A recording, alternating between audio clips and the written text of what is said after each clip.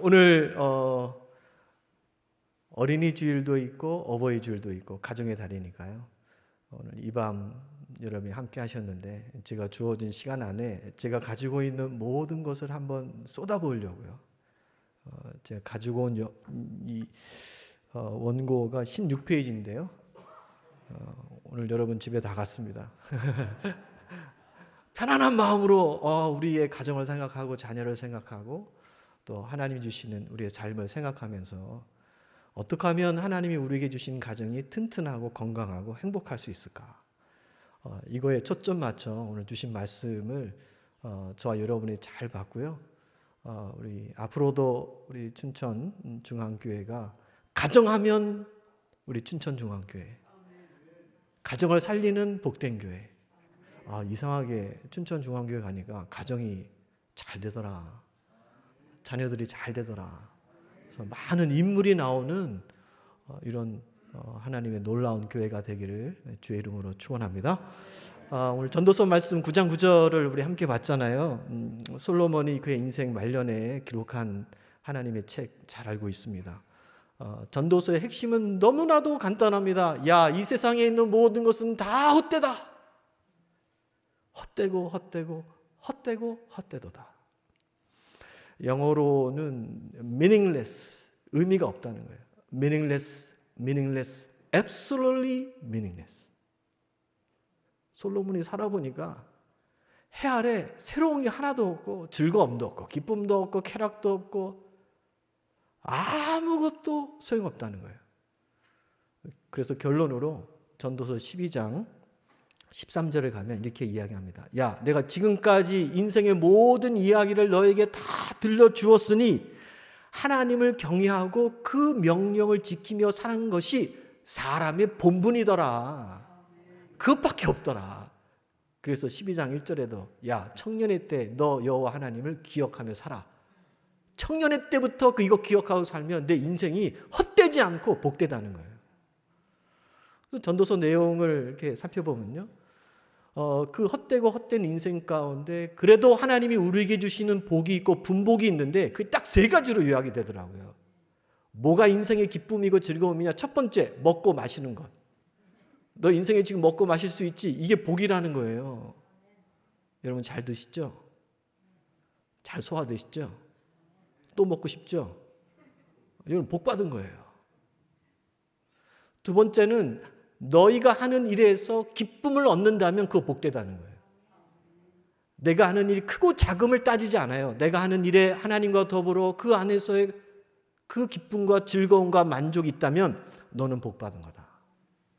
그리고 세 번째로 하는 말씀이 오늘 본문 9장 9절.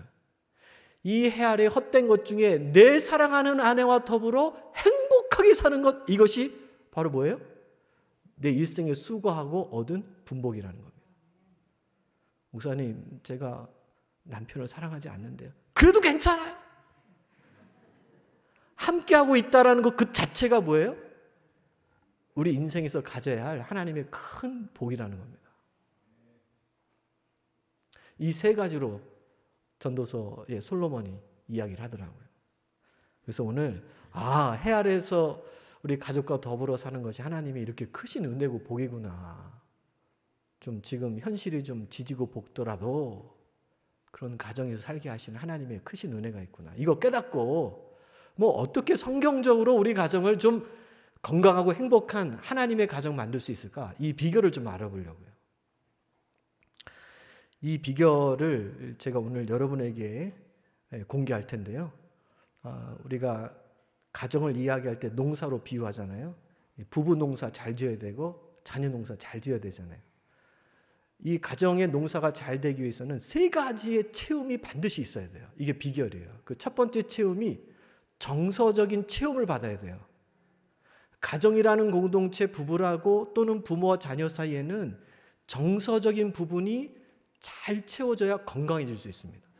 두 번째는 영적 체험을 받아야 돼요. 정서적으로만 만족해서는 안 되고요. 우리는 예수를 그리스도로 믿고 살아가는 하나님의 자녀들이기 때문에 그 자녀들이 모여있는 가정 공동체에는 영적 체험이 반드시 세워져야 된다. 세 번째는 육체적 체험이야. 이건 안 다루려고요. 여러분이 잘하기 때문에. 여러분 가정에서 나름 잘 드시잖아요. 건강하게. 잘 입잖아요.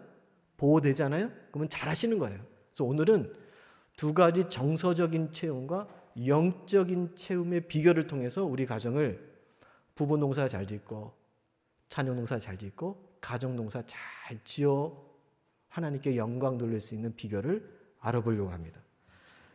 오늘 이 시대가 1인 시대로 급속하게 변하고 있습니다. 청년들의 초혼이 예전에는 우리 여자분들은 22, 셋 되면 결혼 많이 했잖아요. 지금 뭐 30 넘어야 되니까. 초혼이 늦어지는 것도 있고요. 아예 비혼, 나는 결혼 안 하겠습니다 라고 생각하는 사람도 많이 늘어났고요. 이혼의 아픔을 겪는 가정도 늘어났고, 그래서 가정의 가치관이 많이 떨어지고 그로 인하여 1인 가구가 되는 시대로 지금 급속도로 가고 있습니다. 예전에는 3세대가 살았던 대가족, 그 다음에 4인 가족이 살았던 핵가족, 지금은 1인 시대가 대세다. 앞으로도 계속될 거다. 그래서 요즘에 TV 프로그램을 보면요, 이 1인 시대를 대상으로 하는 프로그램이 굉장히 많이 나왔습니다. 제가 그 프로그램의 내용을 다 알고 있는 것은 아닌데요, 우리가 잘 알고 있는 미운 오리 새끼, 그죠? 우리가 잘 알고 있는 나 혼자 산다. 이거보다 더 심한 것은 나는 자연인이다. 그래서 아예 자연 속으로 들어간 사람. 1인 가구, 1인 삶에 대한 부분을 현대인이 이제 떠안게 된 거예요. 근데요, 이렇게 혼자 살면 걱정도 없고 근심도 없고 편안하고 좋을 것 같죠? 안 그래요. 솔로몬이 그것도 이야기했어요. 솔로몬이요, 전도서 4장 8절에 홀로 삶의 그 허무함이 무엇인가를 성경에 기록했는데 제가 읽어드릴게요. 여러분 한번 들어보세요. 어떤 사람은 아들도 없고 형제도 없이 홀로 있으나 그의 모든 수고에는 끝이 없도다. 이같이 수고하고 나를 위하여는 행복을 누리지 못하니 이것도 헛되도다. 좀 편해 보려고 혼자 살았는데 혼자 살아보니까 이것도 헛되다는 거예요. 만족이 없다는 겁니다. 혼자 사면 좋을 것 같은데 그렇지 않아요. 왜 그런지 아십니까? 하나님이 인간을 홀로 살 수 있도록 만든 게 아니라 서로 살도록 만들었기 때문에 그래요. 창세기 2장 18절에 있잖아요. 아담이 홀로 사는 거 나 정말 보기 쉽지 않다. 내가 보니까 궁상 떨고 있는 것 같다. 그래서 아담을 도와줄 수 있는 배필 하와를 만들어서 짝지어서 살게 하신 게 하나님의 뜻이거든요. 근데 요새는 혼술, 혼밥 이런 신조어가 막 나오면서도요, 함께 사는 것보다는 혼자 사는 쪽으로 사람들이 흘러가고 있다. 신앙생활도 마찬가지입니다. 혼예배자가 점점 늘어나요. 그래도 혼자라도 와서 예배드리면 낫죠. 아예 나오지도 않고 인터넷을 통해서 예배드리는 신앙인들의 모습이 점점 많아지고 있다. 이거 하나님 기뻐하지 않거든요. 교회 공동체든 지금 뭐 코로나로 인하여 어려움 때문에 환경적인 어려움이 있어서 우리가 그렇게 하지 못하지만 이 코로나가 지나고 난 다음에도 혼자 예배드리거나 인터넷으로 예배드리면 절대로 안 된다. 이건 하나님의 뜻이 아니다. 믿음의 공동체든 가정의 공동체든 함께 더불어 그 안에서 누려야 할 믿음의 신앙도 있고요, 영적인 부분도 있고요, 정서적인 부분도 그 안에서 다 체험받을 수 있도록 하나님이 계획하신 거예요. 그래서 소중한 거예요. 서로의 정서적인 부분을 돌봐줘야 하는 우리의 의무가 있다. 성경에 자살을 생각했던 인물이 있어요. 그 대표적인 사람이 엘리야 선지자거든요. 어느 날 엘리야 선지자가 로뎀 나무 앞에 가서 하나님 죽기를 청하나이다. 죽고 싶습니다. 그럼 엘리야가 왜 죽고 싶다고 그랬을까요? 표면적 이유는 이세벨의 협박 때문에 그가 그런 죽음을 생각할 수도 있겠다라고 볼 수 있지만, 그러나 그렇지 않아요. 엘리야가 로뎀 나무 아래 있다가 호렙산으로 장소를 옮깁니다. 근데 하나님이 엘리야야, 너가 왜 여기 있느냐? 이렇게 하나님 물으니까요, 엘리야가 진짜 이유를 이야기하는 거예요. 열왕기상 19장 10절에 엘리야가 자기 속뜻을 그때와 비로소 이야기하는데 뭐라고 이야기하냐면 하나님 오직 나만 남았습니다. 잘 들어보세요. 오직 나만 남았습니다. 이게 무슨 뜻이에요? 맞아요. 나 외로워요. 나만 남았어요. 다 없고 나만 남았어요. 뭔가 외롭고 고립되고 정서적인 고갈의 상태를 지금 하나님께 이야기하는 거예요. 이게 한 번만이 아니에요. 18장, 19장 연속으로 보면 하나님 나만 홀로 남았습니다 라는 것을 3번이나 계속 하나님께 이야기합니다. 이게 뭐 하는 거예요? 나는 지금 정서적으로 뭔가 채움이 없다. 외롭다는 거예요. 고독하다는 거예요. 이 엘리야는 팀 사역을 했던 사람이 아니에요. 혼자예요. 850대 1입니다. 다윗이나 사도 바울은 팀으로 함께 사역했거든요. 그 가운데 어려움이 있으면 옆에 있는 동료들이 도와주거든요. 힘이 되거든요. 다윗에게 힘을 주고 사도 바울에게 돕는 동역자들이 있었잖아요. 그런 모습을 통해서 사역을 할 수 있는데 이 엘리야는 혼자 하니까 정서적으로 채움을 못 받는 거예요. 영적으로 아무리 건강해도 정서적으로 부족하면요 사람은 이렇게 흔들립니다. 어려움을 겪게 될 수밖에 없는 우리의 모습이 있다. 그러므로 우리의 믿음의 식구들끼리는 또 가정 안에서는 이 정서적인 따뜻함을 줄 수 있어야 합니다. 여러분 솔로몬이요 참 귀한 말씀, 전도서를 참 좋아하는데 인생의 지혜를 얻기 때문에 그래요. 이 전도서 4장 11절에 보면 이렇게도 솔로몬이 표현하죠. 자, 2사람이 함께 누우면 따뜻하다. 한 사람이면 어찌 따뜻하랴. 2사람이 함께 누우면 온기가 느껴진다는 거예요. 뭐 체온의 온기도 느낄 수 있지만 이것을 다른 의미로 보면 2사람이 함께 누움으로 서로에게 정서적인 체험을 준다는 거예요. 아니 혼자 따뜻하려면 뭐 난로 켜놓고 자면 돼요. 전기장만 켜놓으면 더 따뜻하죠. 근데 둘이 누우면서 뭐 해요? 서로 이런 이야기 저런 이야기 오선도선하며 서로의 갖고 있는 정서적인 부분들을 채워주고 만족시켜줄 수 있는 은혜가 있다. 이렇게 지금 솔로몬이 말씀하고 있는 것 아닙니까? 사도 바울도 똑같잖아요. 사도 바울이 로마서 12장 15절에 기뻐하는 사람과 뭐 하라고요? 기뻐하고 우는 사람과 더불어 울어주라. 정서적인 체험을 서로 주라는 겁니다. 최근에 신문에 보니까 이런 참 서글픈 기사가 있더라고요. 코로나로 인해 사람들이 많이 못 만나잖아요. 그래서 요즘 이렇게 우울한 시대에 미국에서 한 가지 유행하는 게 있는데 그 유행이 뭐냐? 소를 껴안아 주는 게 요새 유행이래요. 소, 매하는 소 있잖아요. 상대적으로 코로나하고 좀 멀리 떨어져 있고 껴안아 주기도 좀 등치가 있잖아요. 강아지 껴안는 것보다는. 그래서 이 소 껴안아 주기가 유행인데 이게 공짜가 아니에요. 시간당 75불입니다. 한 10만 원 내내 껴안아 주고. 근데 이게 7월까지 벌써 다 예약이 끝났다는 거예요. 이게 지금 미국에서 유행하고 있는 한 가지 현상이에요. 자, 이런 내용만 보더라도 얼마나 짠해요? 미국 사람들은 서로 안아주는 거 참 잘하잖아요. 근데 그걸 못하니까 정서적으로 서로 교감이 안 되니까 소라도 막 껴안아서 내 마음 알지? 자기도 알 거야. 서로 소하고 교감 나눈 다음에 뒤돌아서 집에 가서 뭐 하겠어요? 소고기 구워 먹겠지. 아니, 미국 사람들 소고기 잘 먹으니까 소 껴안고 그래 고맙다. 집에 돌아가서 스테이크 구워서 먹는 거예요. 사람은 정서적으로 체험을 못 받으면요 살 수가 없어요. 얼마나 외로운지 몰라요. 나이가 점점 들면 들수록 더 잘 알죠, 여러분? 그러면 이런 정서적인 체험을 우리가 얻기 위해서 어떻게 해야 되느냐? 이제 하이라이트가 나옵니다. 4가지를 우리 가정에서 채워줘야 돼요. 이 4가지가 우리 가정이나 아니면 믿음의 공동체 안에서 서로 주고받을 때 그때 정서적인 체험을 얻고 만족이 나오거든요. 그 첫 번째가 뭐냐? 칭찬해주고 격려해주고 인정해줘야 정서적으로 체험이 옵니다. 사람은 참 희한해요. 잘했다, 잘할 수 있다, 정말 잘한다, 어떻게 이렇게 하셨어요? 정말 잘하셨네요? 라는 그런 말을 들으면요, 이게 정서적으로 따뜻해져요. 그리고 더 잘할 수 있을 것 같아요.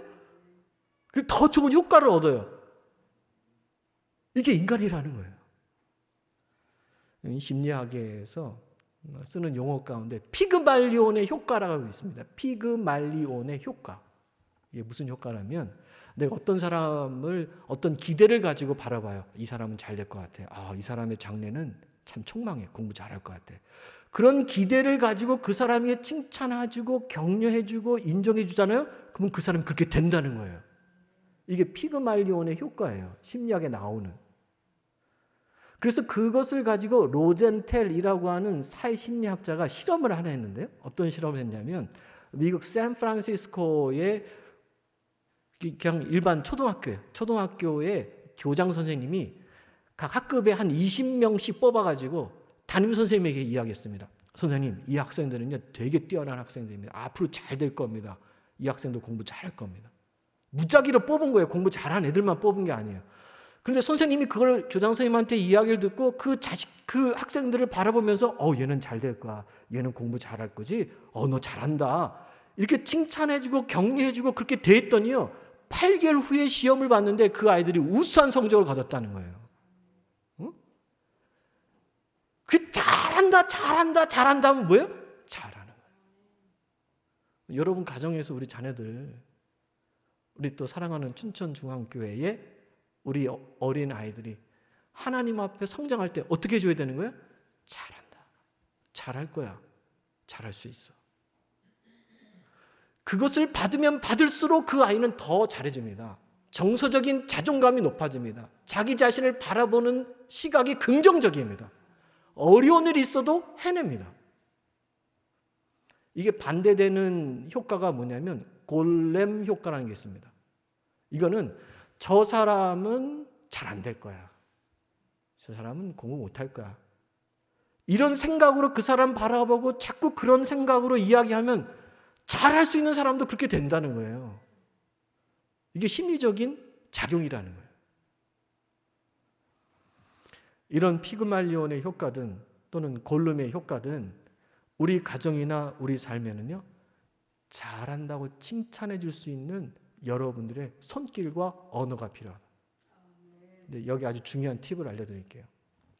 칭찬을 하는데 칭찬을 하는 그 내용이 우리 자녀들이 뭘 잘했던 결과만을 가지고 칭찬하면 안 돼요. 칭찬할 게 없어요. 100점 맞아 올 때만 칭찬할 수밖에 없어요. 95점 맞아 오면 좀 안타까워. 좀만 더 하지. 한 문제만 더 맞았으면 잘할 수 있을 텐데. 이런 마음이 들거든요. 그래서 칭찬해 줄 때는 그 과정을 칭찬해 주는 거예요. 점수 결과는 좀 떨어져도 너 참 열심히 한다. 참 성실하다. 엄마 아빠가 하니까 너 정말 열심히 한 것 같아. 너무나 노력하더라. 우리 아들 잘했어. 앞으로 점점 좋아질 거야. 이 과정을 가지고 칭찬하면 칭찬 못할 게 없어요. 다 칭찬이야. 어? 우리 교회 권사님도 권사님 너무 잘하시는 것 같아요. 매일매일 기도가 얼마나 은혜가 되는지 못해요. 권사님 그 꾸준함이, 그 신실함이 얼마나 나에게 영적 감동을 주는지 몰라요. 권사님 잘하셨어요. 잘하실 거예요. 장로님 잘하실 거예요. 그러면 뭐예요? 내가 영적으로도 체험을 받지만 정서적으로도 꽉 찬 은혜가 오는 거예요. 마음이 따뜻해지는 거예요. 칭찬해 줘야 된다. 제가 어렸을 때는 되게 숙기가 없었습니다. 목회자 가정에서 자랐기 때문에 아버님이 목회하시고 또 삼형제를 뒀어요. 아들만 셋입니다. 제가 둘째로 태어났고요. 처음 개척교회부터 아버지가 시작했기 때문에 늘 힘들고 어려웠어요. 개척이 얼마나 힘든지를 저는 아버지와 함께 살면서 정말 뼈저리게 느꼈거든요. 그러니까 어딜 가도 이렇게 길을 못 피는 거예요. 늘 주눅이 들어가지고. 장난꾸러기인데 누가 앞에 쓰면 뒷머리 긁적긁적하고 있는 거 있잖아요. 우리 교회 장로님이 그런 나의 모습을 보고서요, 저희 아버지에게 이렇게 이야기했답니다. 목사님, 우리 아들을 웅변학원에 보내려고 하는데 보내는 김에 목사님 이 둘째 이 종구도 함께 웅변학원에 좀 보냈으면 좋겠습니다. 제가 웅변학원에 그냥 끌려갔다니까요. 저희 동네에서 읍내로 나가려면, 읍내라고 하니까 좀 시골 같죠. 그때는 그랬습니다. 웅변학원에 딱 갔더니 좀 방이에요. 방인데 양면이 다 거울이에요.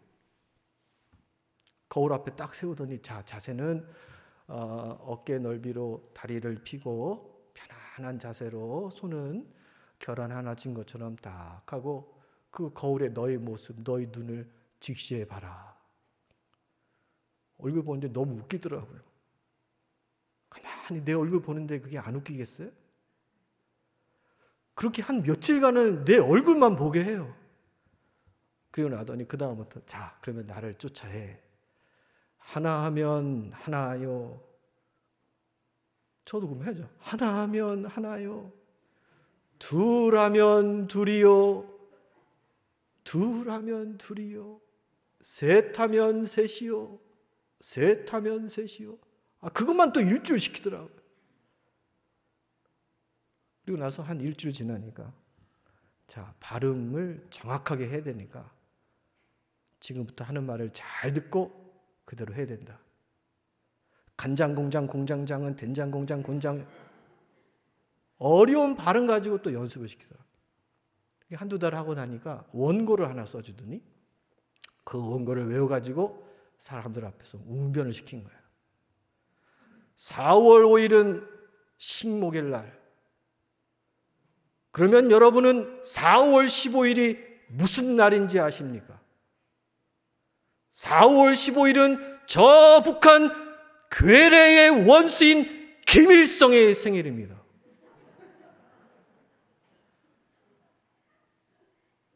웅변을 마지막에 하이라이트가 있잖아요. 클라이막스가 있잖아요. 이 연사 여러분의 심장을 향하여 호소합니다. 그러니까 뭐예요? 박수가 쫙. 방공 웅변대에 나가서요. 그 다음부터 상을 휩쓸기 시작합니다. 우리 학교 전체에서 우상, 인천 시내 대표 대상, 전국 외무부 장관 웅변대에서 대상. 제가 지금 이 자리에 서 있으며 지금 말씀 전하는 것도요, 다 그때의 영향입니다. 지금 깨달아 보니까 그게 왜 나한테 필요했을까? 그 웅변이라는 것이 나에게 왜 필요했을까? 그때 주눅 들고 나 자신도 표현하지 못하고 발표하지 못했던 나, 그럼에도 불구하고 그 하나하나 할 때마다 칭찬해주고 격려해주고 인정해주고 끌어주었던 그 지난날의 몇 년의 세월이 나로 하여금 하나님 말씀을 전할 때 담대하게 할 수 있도록, 저는 그 칭찬과 인정의 그리고 격려의 열매입니다. 여러분도 할 수 있습니다.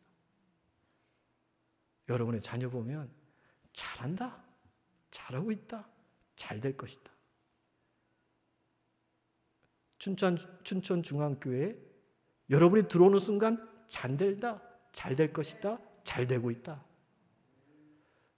어른된 여러분들이 우리 자녀들과 유년주일학교 그리고 또 하나님의 소망을 갖고 있는 모든 사람에게 이런 칭찬과 인정과 격려를 통하여 그 영적 체험을 늘 제공하는 복된 교회가 될 수 있기를 주의 이름으로 축원합니다.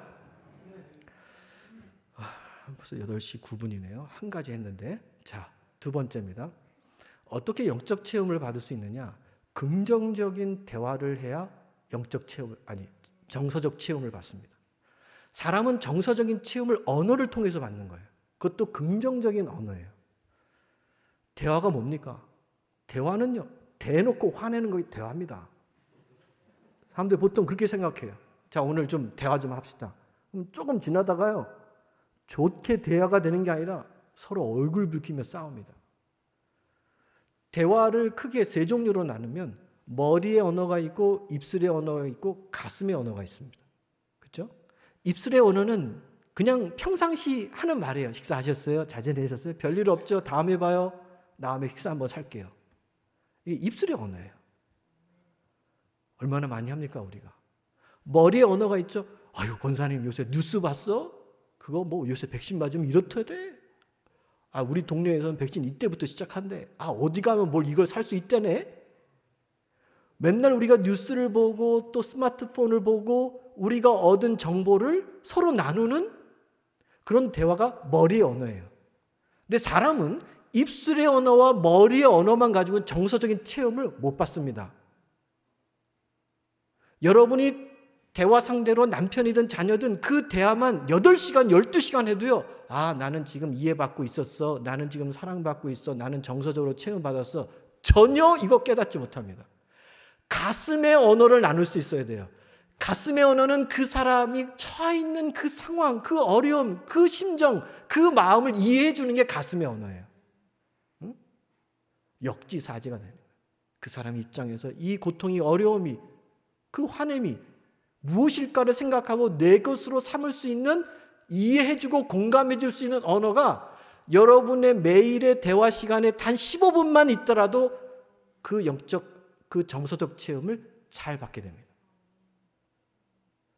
긍정적인 대화를 잘 나눠야 돼요. 제 이야기로 또 넘어갈게요. 제가 미국에 유학을 가게 됐는데요. 대학 졸업하고 바로 갔으니까요. 24살 정도에 갔습니다.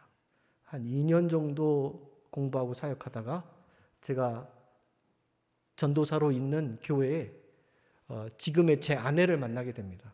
저는 유년주일학교 전도사였고 우리 아내는 누구였을까요? 유년주일학교 교사였습니다. 보통 그렇게 만나요. 그래서 한 1, 2년 교제하다가 결혼을 하게 됐거든요.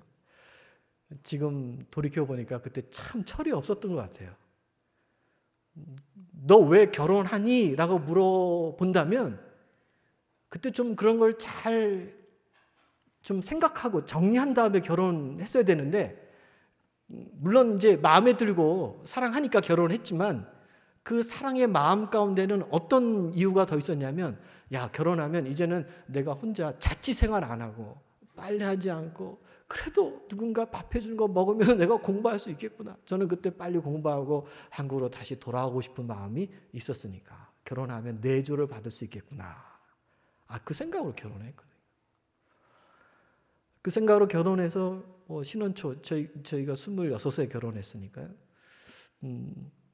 아주 그래도 나름 열심히 밥도 해주고, 그것도 한국 스타일로 밥도 해주고 잘해줬거든요. 근데 어느 시간이 지나니까 제 아내가 이렇게 이야기하더라고요. 여보, 내일부터는 이제 아메리칸 스타일로 아침을 먹을 거예요. 그러더라고요. 아유, 드디어 때가 왔구나. 이제 빵이 아침상에 올라오겠구나. 우유가 올라오겠구나. 그래도 감사하지 뭐. 그리고 그 다음날 아침이 됐는데 아무것도 없어요. 그래서 아내에게, 여보, 아침밥 먹어야죠. 아메리칸 스타일 먹는다며요. 그랬더니 아내가 이렇게 이야기하더라고요. 아메리칸 스타일은 네가 알아서 찾아 먹는 거다.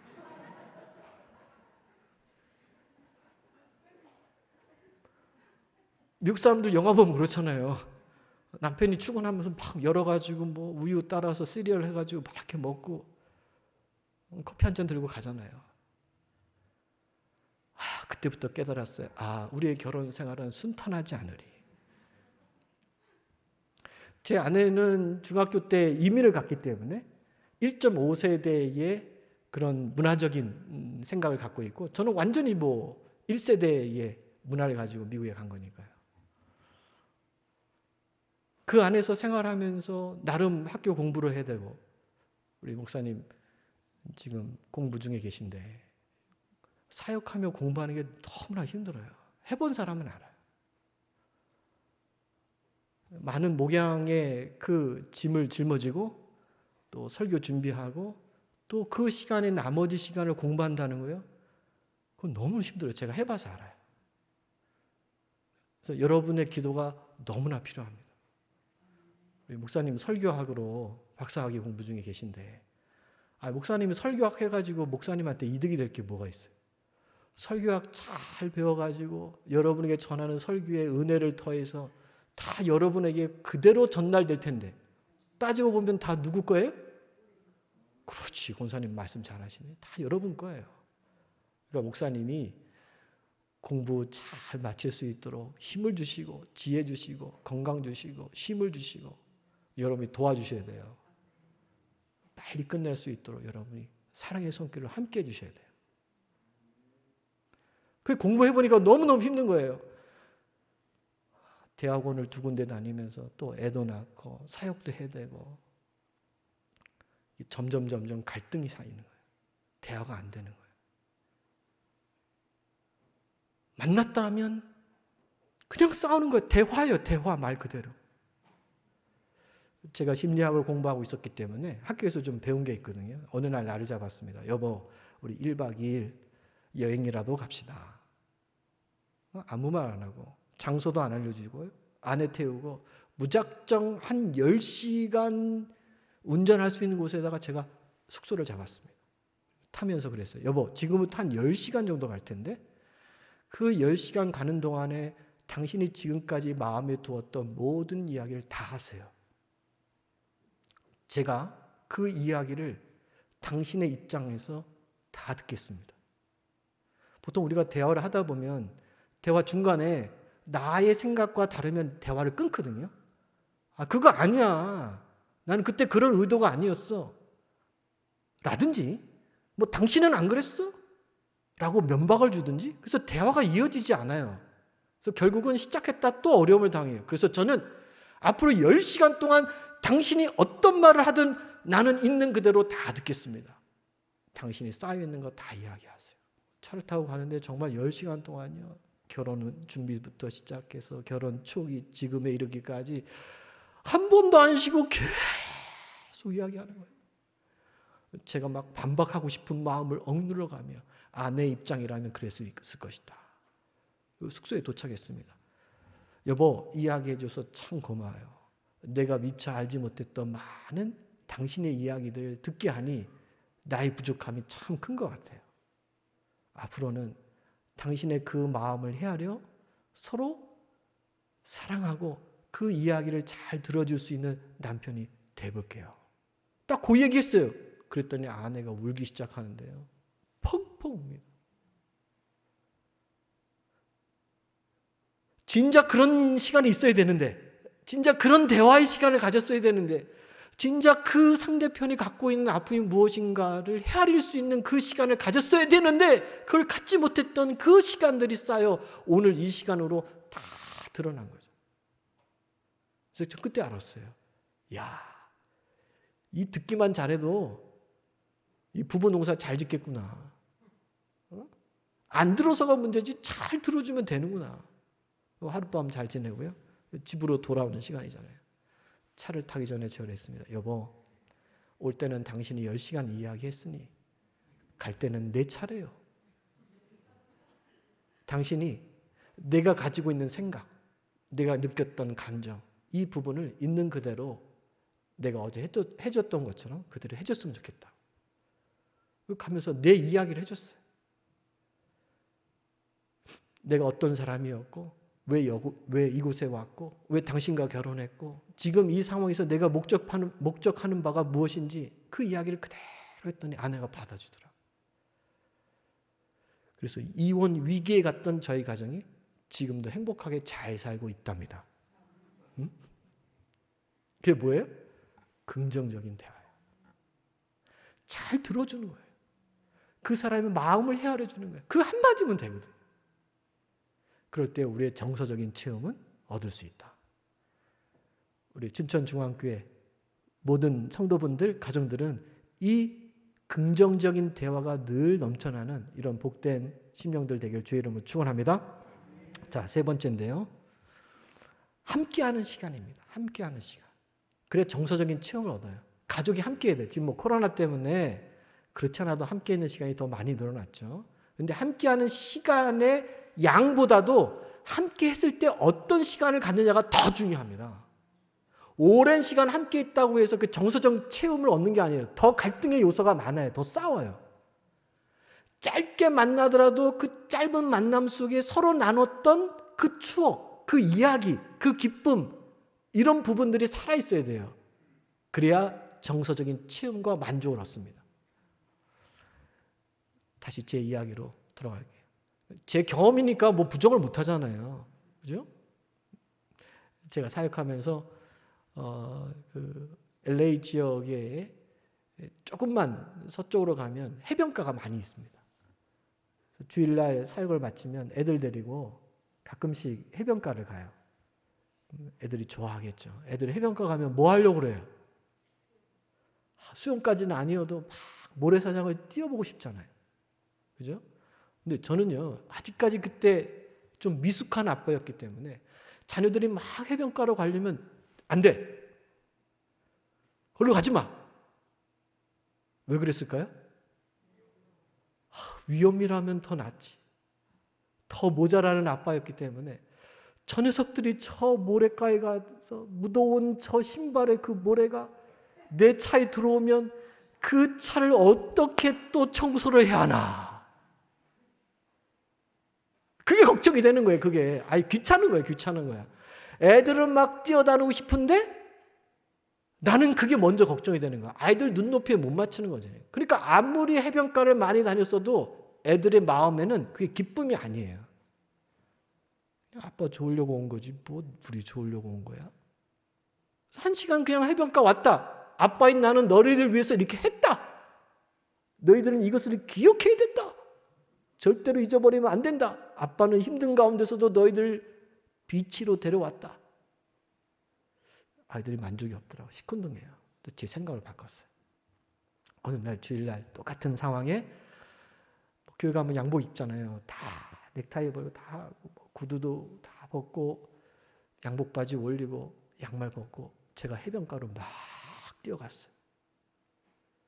애들이 가만히 지켜봐요. 이 사건을 어떻게 해석해야 될지를 모르는 거예요. 그때 제가 얘들아 빨리 와. 괜찮아 빨리 와. 빨리 들어와. 여기 너무 좋다.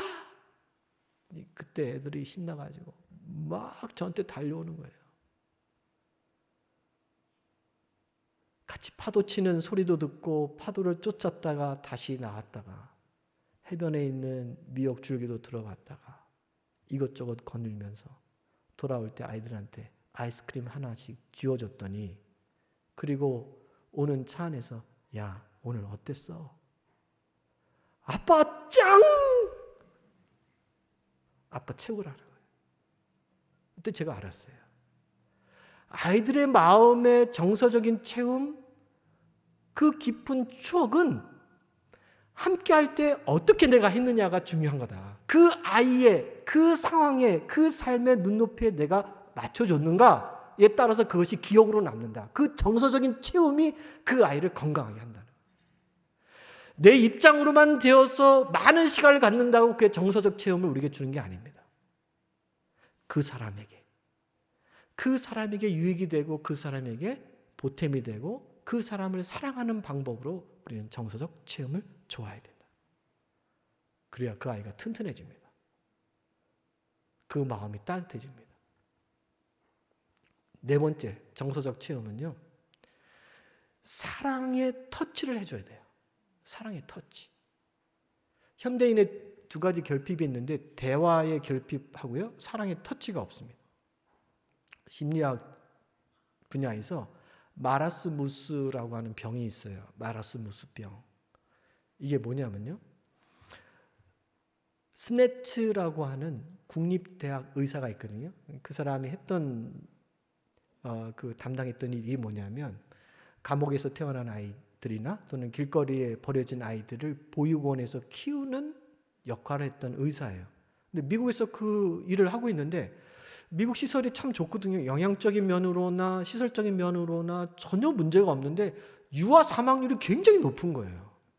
왜 아이들이 죽지? 이렇게 좋은 환경에서 왜 아이들이 죽을까?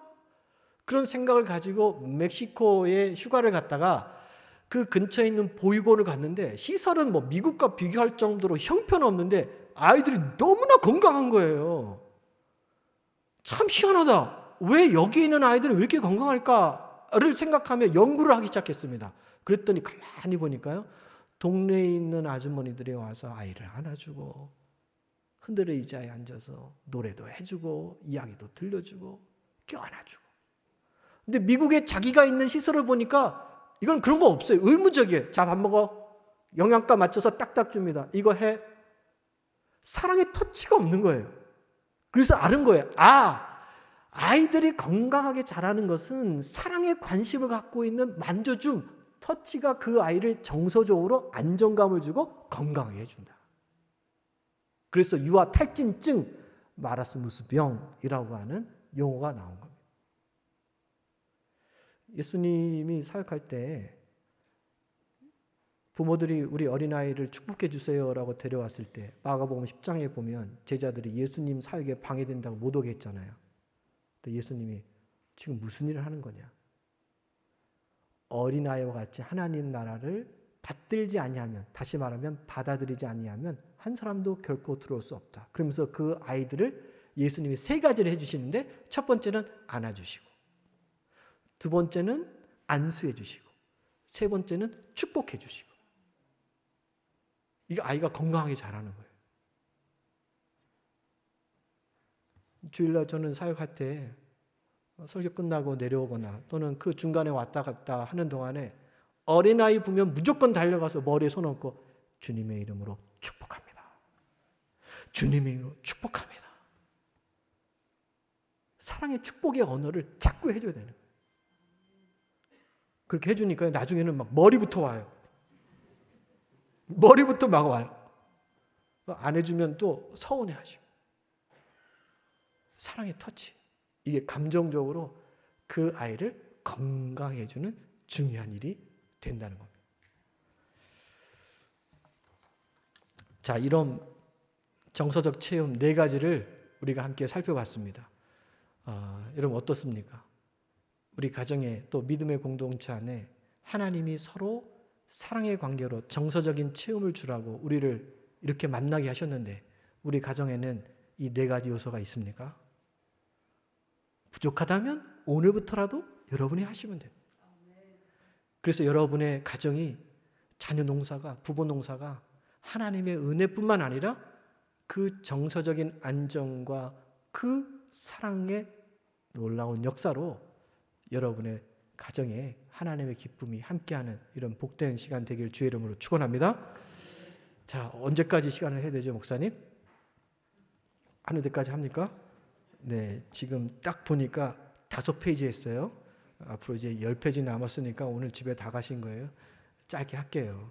영적 체험입니다. 영적 체험. 이 영적 체험을 위해서는 세 가지를 잘해줘야 돼요. 영적으로 우리가 체험을 받아요. 전도서 4장 12절에 이렇게 이야기합니다. 한 사람이면 패하거니와 두 사람이면 맞설 수 있고 세 겹줄은 쉽게 끊어지지 않는다. 한 사람 가지고는요, 세상 이기지 못합니다. 한 사람보다는 두 사람이 나아요. 두 사람 이야기하다 갑자기 세 겹줄을 이야기합니다. 이게 뭘까요? 저와 여러분의 모든 관계에는 하나님이 중심이 되어야 된다는 겁니다. 여러분 보세요. 내가요, 하나님을 알고 예수를 그리스도로 믿어 하나님과 함께 합니다. 그럼 양자 관계입니다. 나와 하나님. 당신도 하나님을 알고 예수를 그리스도로 믿어 하나님의 자녀가 됐습니다. 그럼 그 사람도 하나님과는 양자 관계입니다. 그러면 당신과 나 사이에는 하나님을 중심으로 삼자 관계가 되는 겁니다. 그러면 안 끊어진다는 겁니다. 양자 관계에서는요, 상처받습니다. 부부가 양자 관계잖아요. 부모 자녀 간의 양자 관계잖아요. 혼자보단 나아요. 그러나 두 사람의 관계가 하나님으로 인하여 삼자 관계, 삼겹줄이 되지 않으면 우리는 무너지기 쉽습니다. 그래서 우리는 반드시 하나님을 중심으로 삼자 관계인 삼겹줄의 역사를 위한 은혜를 우리가 받아야 됩니다. 여전도의 공동체도 그렇고 각 기관의 공동체도 그렇고 교회 공동체도 그렇고 가정 공동체도 그렇고 부부관계, 부모 자녀 사이도 반드시 그 중심에는 누가 있어야 되죠? 하나님이 있어야 됩니다. 이 영적인 기초가 튼튼하면 무너지지 않는다. 이 영적 체험을 위해서 세 가지 있어야 된다고 그랬잖아요. 첫 번째가 하나님 교육해야 됩니다.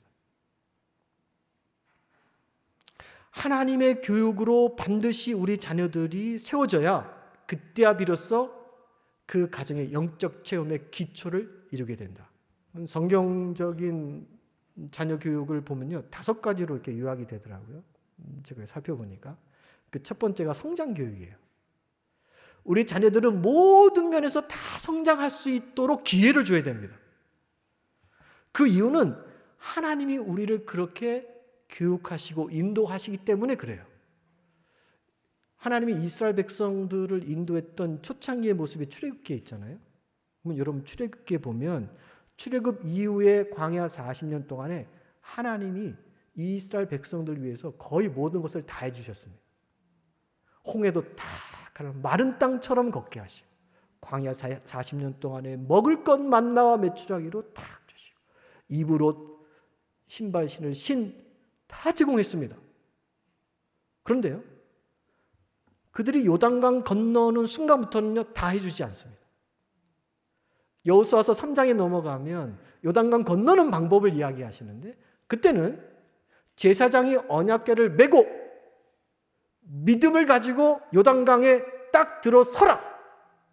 그리고 중간에 서 있는 동안에 그 요단강이 갈라서 있고 나머지 백성들은 뭐예요? 마른 땅처럼 걷게 한다. 처음에는 다 해주시지만 일정 시간이 지나면 스스로 해볼 수 있는 기회를 주시는 거예요. 해보라는 거예요. 믿음 가지고. 신앙은 그렇게 성장하는 거라고. 우리 자녀 똑같습니다. 자녀가 처음에 어렸을 때는 다 해줄 수 있어요. 그러나 어느 일정 시간이 되면 그 아이들이 좀 실패하더라도 어려운 게 없더라도 해볼 수 있는 기회를 자꾸 믿음으로 주고 보살펴 줄 때 우리 아이들이 성장하게 되는 거예요. 그리고 건너가는 거예요. 요단강 건너가서 첫 번째 농사 짓고 유월절 지키면서 딱 만나가 끊어집니다. 이제 농사 짓고 살아. 그거 먹고 살라. 전쟁도 앞에서 하나님이 해주지 않습니다. 하나님이 뒤에서 그들이 전쟁에서 승리할 수 있도록 여호수아 장군을 세워서 강하고 담대하라. 그리고 여리고부터 시작해서 모든 전쟁에 승리할 수 있도록 하나님이 도우십니다. 이게 하나님의 스타일이에요. 하나님의 양육 방법이에요. 하나님은 얼마든지 다 해줄 수 있지만 이스라엘 백성들이 스스로 성장할 수 있도록 도우시는 아버지의 모습이 있죠. 성경에 보면 과잉 모델, 자녀 양육의 과잉 모델을 했던 사람이 야곱이거든요. 특별히 요셉에 대해서 우리 잘 알고 있잖아요. 요셉만 명품 옷, 일하는 것 다 제외, 내 품 안에 딱 성장을 못하는 거예요. 그 품 안에서는. 하나님이 딱 보면서 아니 이 요셉은 장차 애굽의 지도자가 되어서 내 구원의 역사를 이뤄가야 할 인물인데 이 야곱의 품에 두었다가는 안 되거든요. 품에서 뺏어다가 애굽의 노예로 팔아버리잖아요. 그 노예 생활의 과정에 참 힘들고 고생되었지만 하나님을 의지하는 법을 배우고 하나님께 나아가는 법을 배우고 고통과 어려움을 극복하는 것을 그가 그 환경 가운데 배우게 되죠. 리더는 그렇게 만들어지는 거예요. 오늘 현실을 보세요. 우리의 모습이 하나님의 모습보다는 야곱의 모습에 더 가깝지 않습니까? 상당수의 부모가 자녀가 어떤 면에서 성장할 수 있는 기회를 많이 빼앗아 갑니다. 단 이것만, 너는 공부만 열심히 해. 나머지는 다 내가 해줄게. 신경 쓰지 마. 그래서 엄마가 방 청소도 해줍니다. 방에 있는 정리정돈도 다 해줍니다. 준비물도 사줍니다. 학원도 데려갔다가 데려옵니다. 심지어는 엄마가 기도하니 너는 이 기간에 학교에 안 나와도 돼. 넌 공부만 열심히 해. 이 아이들이 커가면서 자기 방 하나 청소도 못해. 친구 한 명도 제대로 못 사귀어요. 식사기도 제대로 한 번도 못합니다. 딱 공부하는 기계입니다. 이래서는 인물이 안 나와요. 성장할 수 있는 기회를 줘야 돼요. 좋은 대학은 들어갈 수 있을지 모르겠지만 요셉과 같은 지도자는 나오지 않는다. 여러분이 춘천중앙교회 미래세대를 보고 기도하는 제목이 있죠? 그 가운데 이런 기도 제목이 있을 거예요. 하나님, 우리 자녀 중에 20대를 이끌어갈 인물 나오게 해주세요. 아멘입니까? 여러분의 자녀들이 20대를 이끌어갈 인물 되게 해주세요 라고 기도할 때는 내가 다 해주면서 성장할 수 있는 기회를 다 막으면서 그런 기도해봐야 아무 소용이 없는 거예요. 하나님이 하실 줄로 믿습니다. 지금 잠시의 정체가 있고 후퇴가 있는 것처럼 보여도, 실패가 있는 것처럼 보여도, 그럼에도 불구하고 하나님께 맡기며 이 아이가 영적으로 믿음과 기도 가운데 성장하는 자녀가 될 수 있도록 하나님께 맡겼습니다. 하나님 사용하여 주옵소서. 그 간절한 기도가 우리 자녀를 인물되게 하는 거예요. 그래서 우리 자녀들이 이처럼 성장의 기회를 얻을 수 있도록 교육해야 된다. 두 번째는 인내 교육시켜야 됩니다. 자녀가 원하는 것을 뭐든지 다 들어주면 안 됩니다. 왜 그러냐? 만약 자녀가 원하는 대로 다 들어주고 다 사주면 그 아이가 자라면서 절제를 몰라요. 절제할 줄을 몰라요. 그리고 자족을 배울 수가 없어요. 만족함이 없어요. 인내할 줄 모릅니다. 더 큰 문제는 감사할 줄 모르는 자녀가 됩니다. 약간 뭐가 부족한 듯 해야 그 귀한 줄 알고요. 그걸 잘 관리합니다. 너무나 넘쳐나면요. 아이 뭐 또 있는데. 우리가 믿는 하나님은 모든 것을 다 가지고 계시지만 우리의 필요만을 채워주십니다. 그리고 그 필요도 그냥 주시는 것이 아니라 대부분 우리가 뭐 해야 하나님 우리에게 주십니까? 기도하고 간구해야 하나님 우리에게 주십니다. 그러므로 우리도 우리 자녀들에게 그렇게 교육해야 돼요. 자녀가 원하는 것을 무엇이든지 다 들어주면, 사주면 이거 진짜 자녀 망치는 길입니다. 여러분이 하나님께 뭔가 필요해서 하나님 이거 주세요 라고 기도하면 하나님이 그 즉시로 하나님이 우리에게 주십니까? 그런 경우도 있어요. 바로 해결해 주시고 바로 주십니다. 그러나 상당한 대부분의 경우는 뜸을 들였다 우리에게 주십니다. 맞죠? 오늘 여러분이 이 자리에서 기도하고 딱 나가는 순간에 막 모든 게 다 해결되고 다 들어옵니까? 좀 인내할 수 있는 시간을 주세요. 뜸을 들여요. 그 기간 동안에 하나님을 더 붙들고 더 의지하고 내 기도가 하나님 뜻에 합당한가를 살펴보고 성령의 간구함과 탄식의 온전한 기도가 될 수 있도록 만들어 가시는 하나님의 역사가 있기 때문에 하나님은 조금 우리에게 뜸을 주십니다. 바라보게 하십니다. 그리고 그 기도를 들어주십니다. 우리 자녀에게도 이렇게 해야 된다. 인내 교육시켜야 된다. 자녀가 뭔가 필요해요. 그럼 엄마가 당장 그래라가 아니라 그래? 한번 생각해보자. 기도해보자. 아빠하고 상의해보자. 엄마하고 상의해보자. 이런 시간의 기간을 두면 자녀들이요 두 가지 반응을 할 거예요. 첫 번째는 그게 정말로 필요한 거라면 계속 부모에게 요구할 거예요. 엄마 아빠 이거 해야 됩니다. 이거 필요합니다. 두 번째 반응은 정말 자녀들이 이게 필요하지 않으면 그 기간 안에 그게 사그러질 거예요. 없어질 거예요.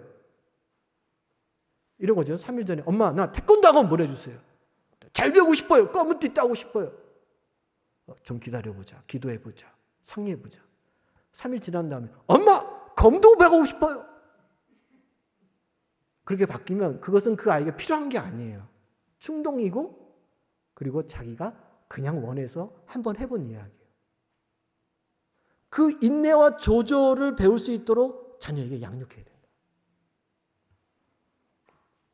무절제는 자녀 교육을 정말로 하나님 뜻대로 온전히 세우지 못합니다.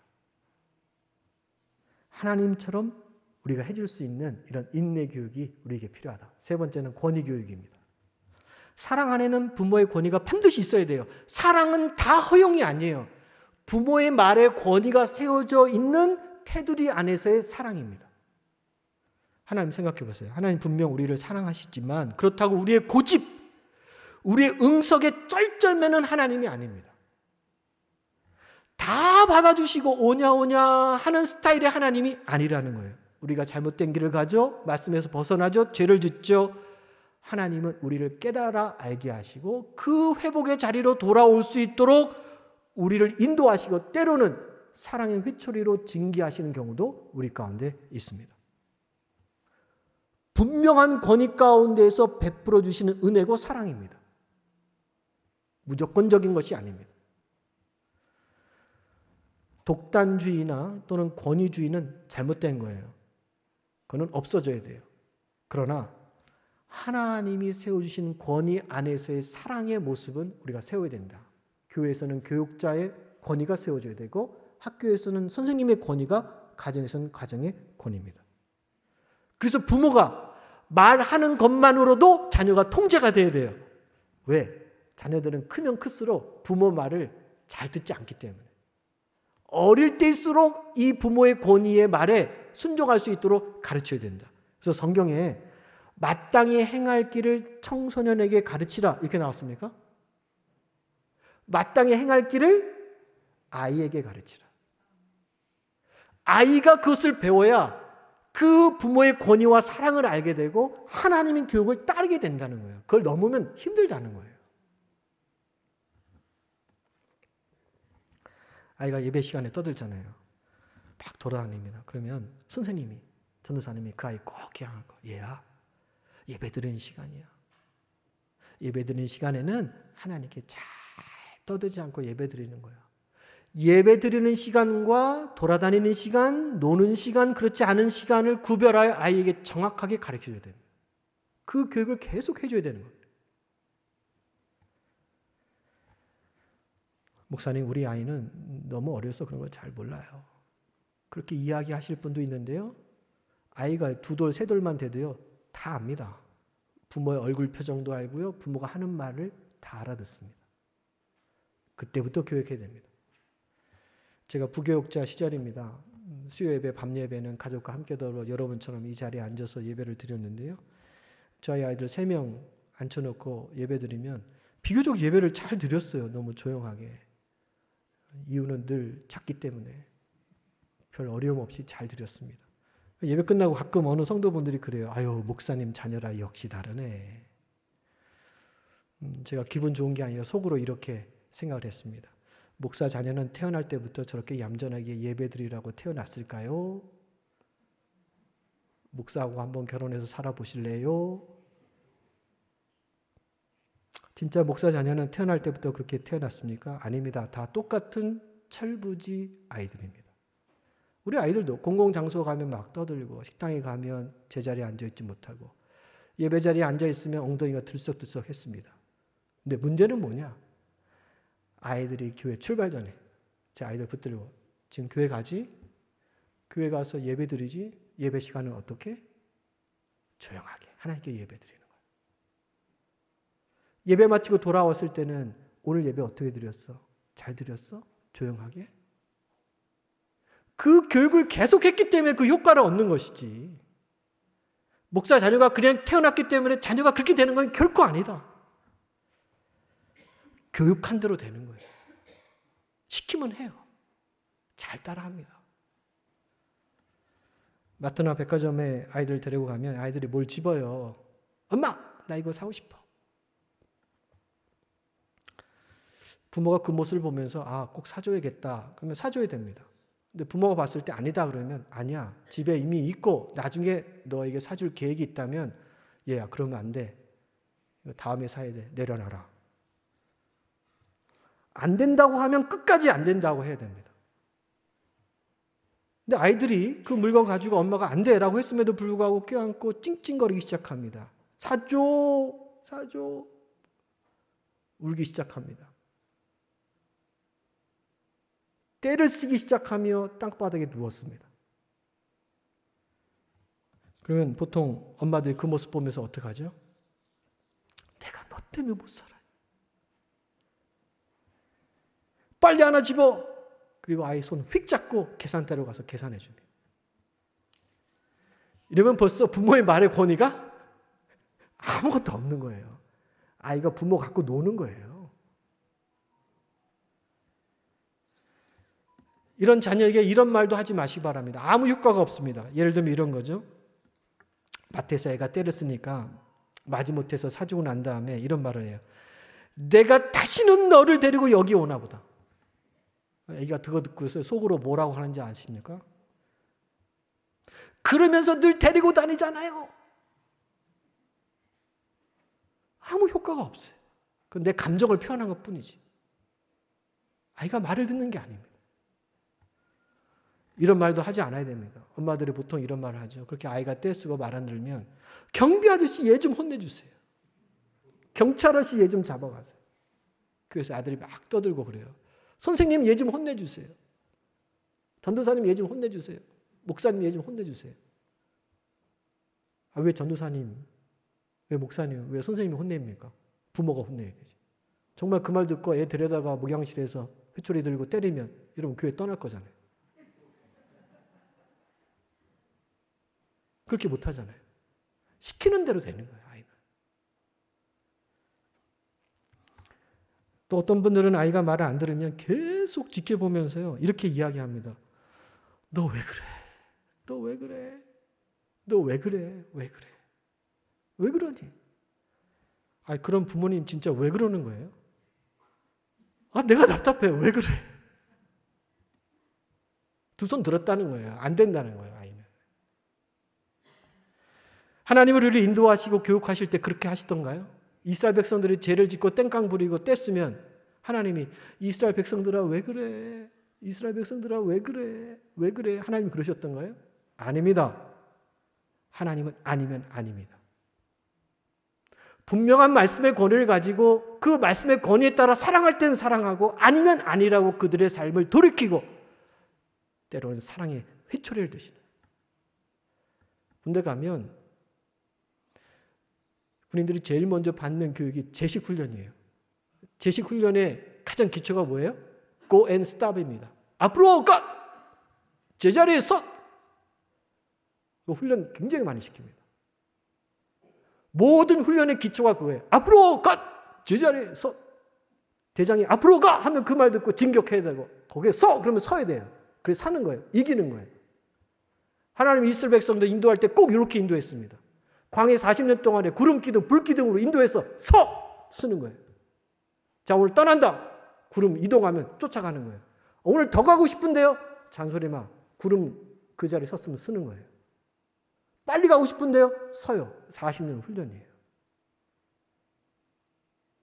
하나님의 말씀의 권위, 부모의 말씀의 권위가 바로 이렇게 세워져야 된다. 우리 자녀를 다 키우신 여러분도 계실 텐데 손주를 보면서 그렇게 마음을 가지시면 돼요. 할아버지 할머니가 사랑하되 이런 교육이 잘 될 수 있도록 돌봐줘야 된다. 이게 바로 권위 교육이다. 이 권위가 부부가 세워지기 위해서는요, 이 부부가 서로 도와줘야 되거든요. 마트에서 아이가 물건을 샀어요. 엄마가 안 돼 그랬어요. 옆에 있던 아빠가 뭘 그거 갖고 그래, 별것도 아닌 거 그냥 사 괜찮아. 이거는 엄마의 말의 권위를 아빠가 무너지게 하는 거 실수입니다. 아이는 다 알아요. 내가 누구 편에 서야 될지를 명확하게 압니다. 앞으로 이런 일이 있으면 아빠 편에 서야 된다. 부부가 한 목소리가 나오게끔 양육해야 되는 거예요. 이래도 안 됩니다. 아이를 막 야단쳐요. 아빠가 퇴근해서 보니까 엄마가 아이를 야단치는 거예요. 그러면 그 소리 듣고요, 아빠는 그냥 방으로 쓱 들어가면 돼요. 중간에 끼어들면서 아이고 잘 혼난다. 여보, 제 3일 전에도 그랬어. 이번 혼내는 김에 더 혼내. 더 때려. 아이가 상처받아요. 일이 다 정리가 난 다음에 아들 불러서 아들아, 오늘 엄마한테 혼났지? 근데 엄마가 혼낸 이유 알지? 그래도 엄마 너 사랑하는 거 알지? 괜찮아. 엄마는 너 사랑하는 거야. 그래서 그러는 거야. 마음에 뭐가 있으면 잘 풀어. 다독여줄 때 그 부모의 권위가 쓰는 거예요. 거기서. 뭘 비싼 거 사줘서 권위 생기는 게 아니라, 엄청난 거 물려줘서 부모가 권위가 세우는 게 아니라, 그 따뜻한 말 한마디, 그 말 속에서 나오는 자녀의 헤아림이 부모의 말에 힘을 실어주는 거예요. 이것이 바로 하나님 교육, 자녀 교육 시키는 거예요. 거기에 네 번째 칭찬과 격려, 아까 제가 이야기했잖아요. 그리고 다섯 번째 조기 교육, 어렸을 때부터 교육시켜라. 이것이 바로 자녀 양육 잘하는 거다. 여기까지 왔으니까 마무리까지 할게요. 두 번째는요, 부모 공경 양육시켜야 됩니다. 지난주가 어버이주일이잖아요. 출애굽기 20장 12절에 내 부모를 공경하라. 잘 알고 있습니다. 그러면 내가 이 땅에서 오래 살리라. 장수한다. 에베소서 6장 4절에 보면 거기에 한 가지를 더 1절부터 3절까지 에베소서 6장 보면 한 가지를 더 추가했습니다. 약속 있는 첫 계명이라고 하면서 내가 이 땅에서 잘 된다. 플러스 장수한다. 잘 된다는 건 형통한다는 겁니다. 여러분의 자녀가 형통하기를 원하죠? 여러분의 자녀가 건강하기를 원하죠? 건강하면서 장수해야지. 아프면서 장수하면 그건 아픔이에요. 건강하면서 장수할 수 있도록 은혜를 하나님이 첫 번째 약속으로 주신 거예요. 그게 뭐냐? 부모를 공경하는 거. 부모 공경은 다른 말로 하면 부모의 권위를 인정하고 부모의 말씀에 순종하는 거예요. 그게 부모 공경입니다. 자, 그러면 여기서 중요한데요. 자녀가 이런 복을 받기 위해서 부모인 우리가 자녀들이 부모에게 순종할 수 있는 길을 마련해 줘야 돼요. 그냥 자녀들 붙들고 너 순종해야 돼. 너 공경해야 돼. 그러면 이런 약속이 있단다. 아무리 이야기해 줘도 그것이 잘 이해가 안 될 수 있어요. 부모인 우리가 자녀들이 순종할 수 있는 그 삶의 환경을 부모가 마련해 줘야 이 복이 자녀에게 가는 거예요. 자, 그러면 어떻게 자녀들이 부모에게 잘 순종할 수 있을까요? 두 가지인데요. 첫 번째는 자녀를 노엽게 해서는 안 됩니다. 순종하지 못합니다. 그래서 에베소서 6장 1절부터 3절까지 부모 공경에 대해서 이야기하고 4절에 넘어오서 뭐하냐? 아비들아 자녀들을 노엽게 하지 말라고 그랬습니다. 부모 공경을 잘 시켜라 라고 하면서 그 다음에 첫 번째가 자녀들이 노여워지면 부모 공경 잘 못한다는 거예요. 이런 경우죠. 부모가 집에서 자주 싸워요. 집만 들어가면 자식들 보는 앞에서 언성을 높입니다. 가정은 안식처인데 마치 전쟁터와 같습니다. 그러면 자녀들이 마음에 초조, 불안, 근심, 걱정, 죄책감 이런 마음으로 가득 차다 보면요. 부모에게 공경을 못해요. 순종을 못하는 거예요. 자녀에게 이 복이 그대로 가야 되는데 부모는 그것을 원하는데 부모인 내가 그걸 막고 있다는 사실조차도 모르는 거예요. 우리는 알아야 됩니다. 가정은 전쟁터가 아닙니다. 안식처입니다. 보호소입니다. 이런 경우죠. 부모가 하는 말이 행동이 다를 때 집에서는 천사표 권사님인데 집에가 완전히 달라. 그런 모습을 보면 자녀들이 실망합니다. 부모의 말을 들을 수 있는 그런 환경이 안 됩니다. 교회 가는 천사표, 집에 와서 천사표. 교회에서도 사랑, 집에 와도 사랑. 말과 행동이 딱 일치된 거 보면요. 부모가 하는 거 그대로 다 순종합니다. 못할 게 없습니다. 존경합니다. 따라옵니다. 근데 그런 모습이 없으면 자녀가 실망해요. 그리고 그 자녀 보러 야 우리 춘천중앙교회 가자 그러면 그 교회 절대로 안 갑니다. 다른 교회에 가는 한이 있더라도. 우리는 내 자녀들과 함께 예배 오고 싶은데 이게 안 돼요. 내가 그렇게 만들고 있는 거예요. 여러분 교회 은혜 받고 돌아가서 집에서 뭐 교회는 이렇더라 저렇더라 수덕수덕 하잖아요. 이거 다 안 좋은 거예요. 왜 안 좋냐? 자녀들이 그거 들으면 그 들은 만큼 자녀들 실망하는 거예요. 말은 표현 안 하지만 노여움을 쌓아가는 거예요. 구원의 전도를 하려고 해도 그 길이 막힌다. 이런 경우도 되겠죠. 부모가 자녀를 너무나 지나치게 편애하는 거예요. 한쪽만. 아들이라고 장남이라고 공부 잘한다고. 마음 한곳에 실망합니다. 미워합니다. 내가 커봐라. 나도 뭔가 할 때가 올 거다. 그런 마음을 가지는데 어떻게 부모를 공경합니까? 부모의 말을 어떻게 권위를 인정합니까? 부모가 하는 말을 어떻게 따라갑니까? 내가 지금 그렇게 만들고 있다는 거예요. 이런 경우도 나도 부모님의 사랑받고 싶어요. 관심받고 싶어요. 근데 우리 부모님의 1차적인 건 맨날 일이야. 돈이야. 그래서 나는 맨 뒷전이야. 이런 환경이라면 그 자녀는 부모에게 공경하기 힘들다. 순종하지 못한다.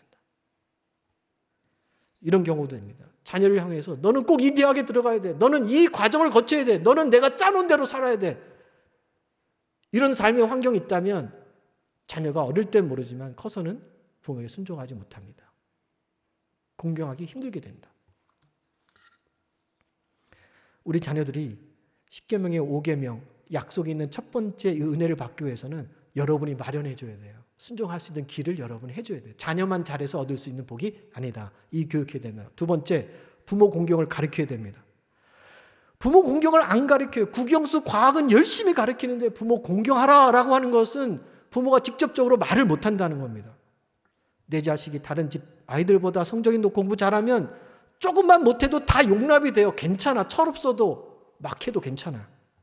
그래서 요즘 아이들은 과거 아이들 비해서요, 어른들한테 인사하는 아이들 거의 없습니다. 우리 어릴 때만 해도 동네 가면 어른들한테 늘 인사했습니다. 안녕하십니까? 안녕하세요. 자녀들 인사 안 하잖아요. 그 말이 뭐예요? 안 가르친다는 거예요. 여러분 자녀들 할 때 너 나가면 동네 아저씨들한테 인사해라 이런 거 가르칩니까? 요새? 교회 가면은 인사해라 이런 거는 좀 할 수 있어요. 내 자식이 부모에게 반말해도 다 용납이 됩니다. 그 자녀가 얼마나 잘 됐는가를 보면 그 자녀가 부모에게 쓰는 말을 보면 알아요. 존대하는 자녀는요, 그나마 잘 성장한 겁니다.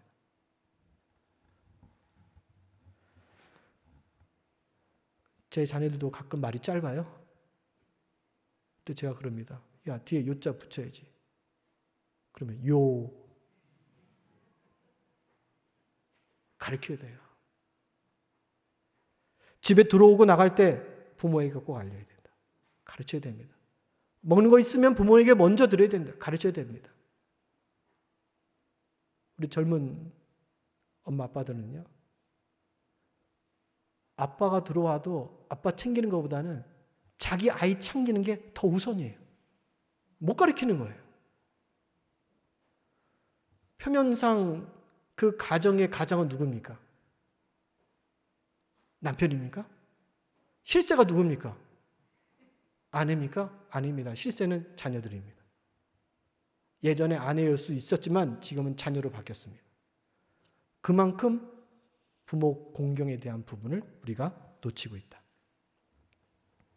마지막 하이라이트입니다. 용서교육. 이거 잘해야 됩니다.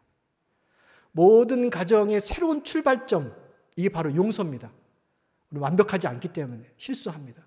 그래서 요한복음 21장에 보면 예수님이 사랑하는 제자들 먼저 앞서 디베랴 바닷가에 가서 사랑의 실천의 모습을 보여주죠.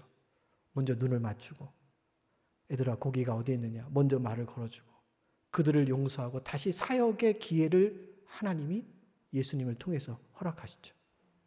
용서입니다. 용서해야 됩니다.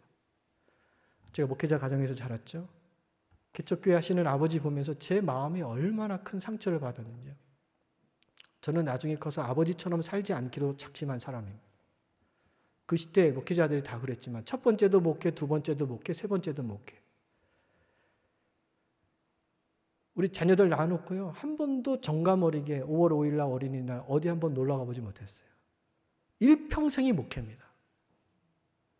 제가 아버지 볼 때 그래서 아버지 목회를 잘하셨구나. 그러나 아버지의 존재로서는 나에게 빵점이다. 다짐했습니다. 나는 아버지처럼 살지 않을 거다. 미국으로 갔습니다. 미국에서 내가 가정을 꾸리면 나는 그렇게 하지 않을 거야. 다 잊어버린 것 같은데, 그래서 나 스스로 잘할 수 있을 것 같은데 그 상처가 그대로 남아있는 거야. 아버지에 대한 상처가요. 네, 결혼했죠. 자녀 낳았죠.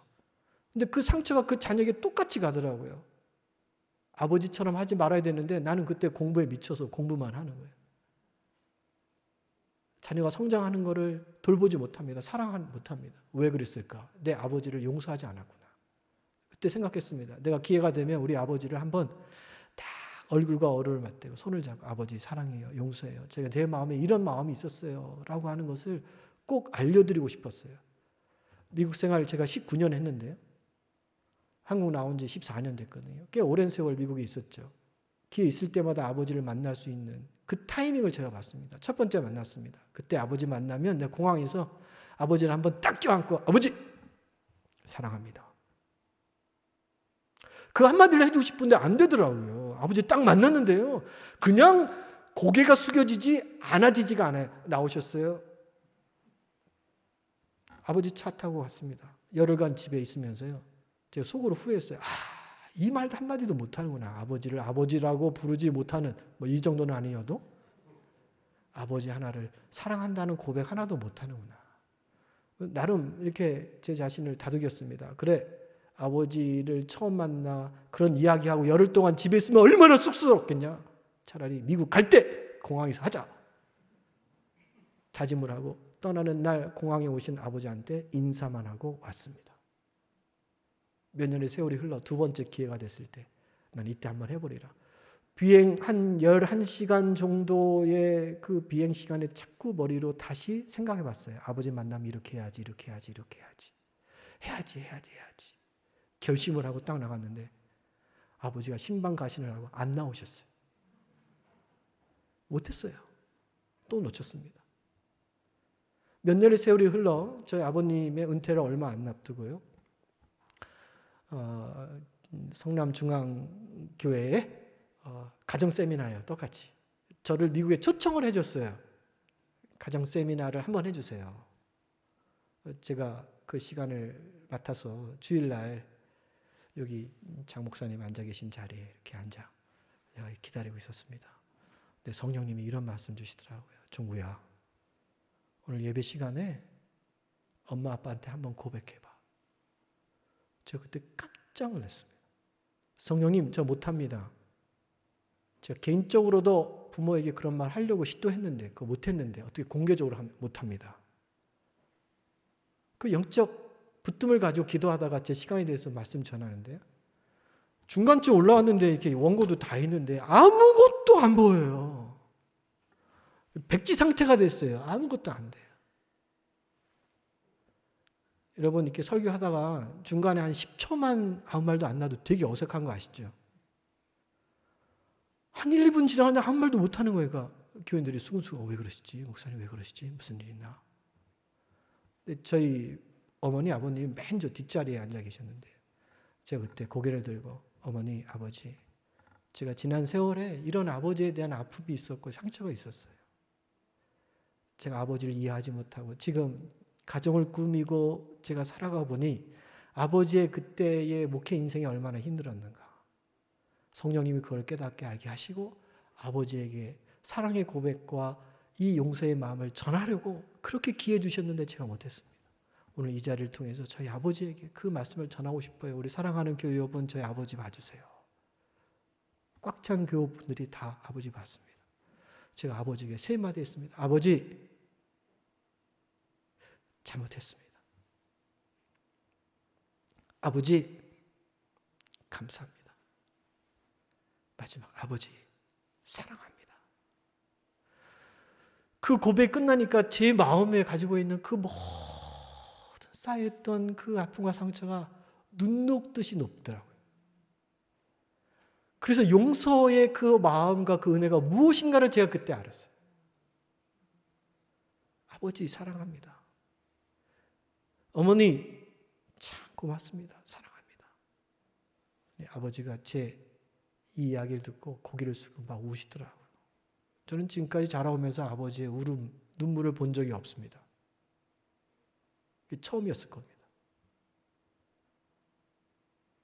그때 주신 그 용서가, 그때 주신 그 사랑이 오늘도 내가 살아가는데 얼마나 큰 힘이 되는지 모릅니다. 제가 사역을 마치고 다시 미국에 돌아오는 그 공항에서 아버지가 그러더라고요. 저 붙들고, 나는 너 목회 안 했으면 좋겠다. 왜요? 목회해보니까 너무나 힘들더라. 하나님이 주시는 은혜가 있고 기쁨은 있는데 그걸 감당하는 그 과정이 너무 힘듦으로 내 자녀이기 때문에 너는 목회 안 했으면 좋겠어. 넌 공부하니까 교수했으면 좋겠어. 그러면서 딱 한마디를 덧붙여요. 근데 만약 너가 목회를 한다면 내가 살아있는 일평생 내가 너의 기도의 동역자가 돼줄게. 이게 아버지의 사랑이고 이게 아버지의 능력입니다. 부모는 그렇습니다. 일평생 내가 너의 기도의 동역자가 될게. 어찌 보면 제가 오늘 이 사역을 계속 이어가고 오늘 목회 현장에 있는 것은 바로 아버지의 지금 드려지는 기도의 그 열매일 줄도 모르겠습니다. 그래서 걱정이 됩니다. 그 아버지의 은혜가 끊길까 봐. 그래서 아버지를 더 바라봅니다. 오늘 말씀을 마치며 한 가지 예를 들고 오늘 정리하도록 하겠습니다. 인원주일학교 어린아이가요, 교회에서 천국에 대해서 배웠어요. 집에 돌아왔는데 이해가 안 되는 거예요. 그래서 아버지에게 물었어요. 아버지, 천국이 있다면 천국은 어떤 것일까요? 아버지가 곰곰이 생각하면서 이런 지혜로운 말을 했습니다. 야, 천국은 바로 우리 집과 같은 곳이야. 아이가 환하게 웃으면서, 그래요? 그럼 나도 나중에 천국에 갈래요. 오늘 여러분이 이야기 듣고 가정에 가서, 야, 오늘 강사 목사님이 천국에 대해서 이야기하던데 너는 천국이 어떤 곳인지 알아? 천국은 바로 우리 집과 같은 곳이야. 그런 이야기를 했는데 여러분의 자녀가 그 자리에서 울고 불고 하면서 나는 그런 천국이라면 가지 않겠어요 라는 일은 없기를 간절히 바랍니다. 우리 집과 같은 곳이라면 나는 갈래요 라는 이 은혜가 우리 사랑하는 여러분의 가정과 자녀 위에 주님의 은혜가 넘치는 우리 춘천 중앙교회, 이 자녀의 가정의 행복과 건강이 날마다 넘쳐나는 복된 주님의 사람들 되기를 주의 이름으로 축원합니다. 기도하겠습니다. 은혜로우신 아버지 감사합니다. 주님이 우리를 생명으로 구원하시고 가정을 주시고 자녀를 주시고 지금까지 인도해 주셨습니다. 더 복된 것은 주님의 믿음의 공동체 춘천 중앙교회 함께 주님의 가족으로 묶어주시고 오늘도 때를 따라 그 영적 은혜를 주시니 아버지여, 오늘도 이 은혜를 받고 이 땅에 하나님 나라 세울 수 있도록 도와주시옵소서. 우리 가정이 행복하고 건강한 주님의 나라 될 수 있도록 역사하여 주옵소서. 이 재단에서 길러지는 주의 자녀들이 이 시대를 이끌어가는 믿음의 인물들 되게 하시고 하나님의 사람들 될 수 있도록 복에 위에 복을 더하여 주시옵소서. 이제는 우리를 죄악 가운데 구원해 주신 예수 그리스도의 은혜와 하나님 아버지의 그 넓고도 무한하신 크신 사랑하여 주심과 성령님의 감동과 감화와 성령님이 역사해 주셔서 주의 말씀을 들을 때마다 깨달아 나의 말씀으로 받고 그 말씀을 실천 열매 맺게 하시고 성령이 역사해 주셔서 아프고 힘들고 어려운 우리의 인생에 성령의 은혜와 능력으로 고쳐 회복 격려 위로해 주시며 성령이 역사해 주셔서 우리 인생의 모든 만남과 계획을 교통 충만케 해주시니 이 밤에 나와 예배드린 사랑하는 주의 자녀들과 그 가정 위에 그리고 주님의 몸된 이 제단 위에 지금부터 영원토록 함께 해주시기를 간절히 축원하옵나이다. 아멘.